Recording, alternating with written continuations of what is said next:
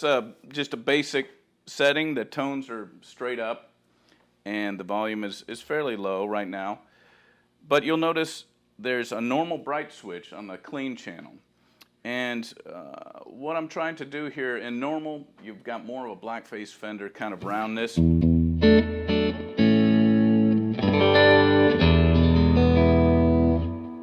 That's nice. And I had the reverb up fairly.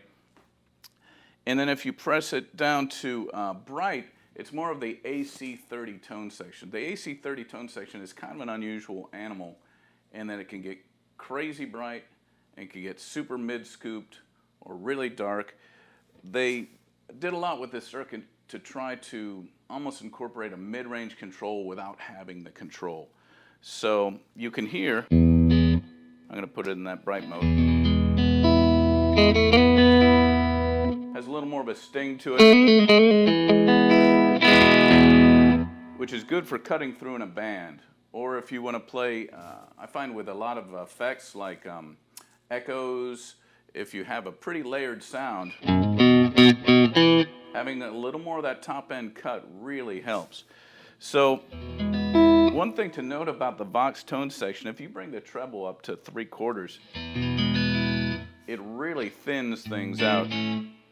So if you had a neck humbucker that was very heavy, this treble control can not only bring in brightness, but scoop mid-range, and it can help a lot with clarity. It's a neat deal.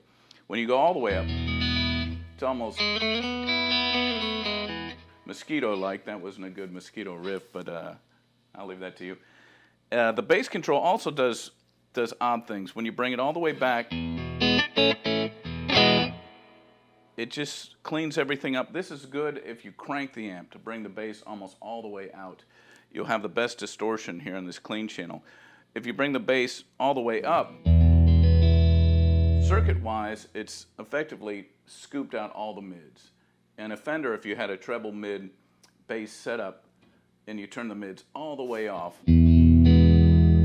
get that very round sound. The Vox setup actually has, the way it's wired, when the bass is on full, it pulls all the mid-range out. It's sort of a neat funky thing that takes a while to get used to. But you know, with that scoop out, if you bring up the treble, you can get some sort of, I don't know, sounds like you're listening through a phone maybe. But it's neat in a mix. Another thing that's neat about the Vox architecture, and the Lincoln has this too, it's a zero feedback cathode bias amp.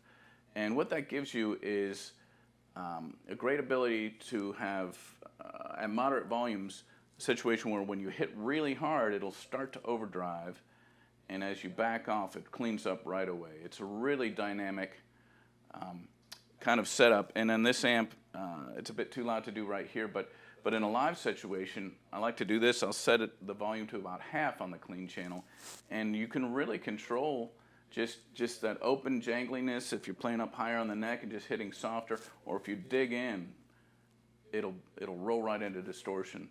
A nice crunchy overdrive that's power tubes, which is really neat.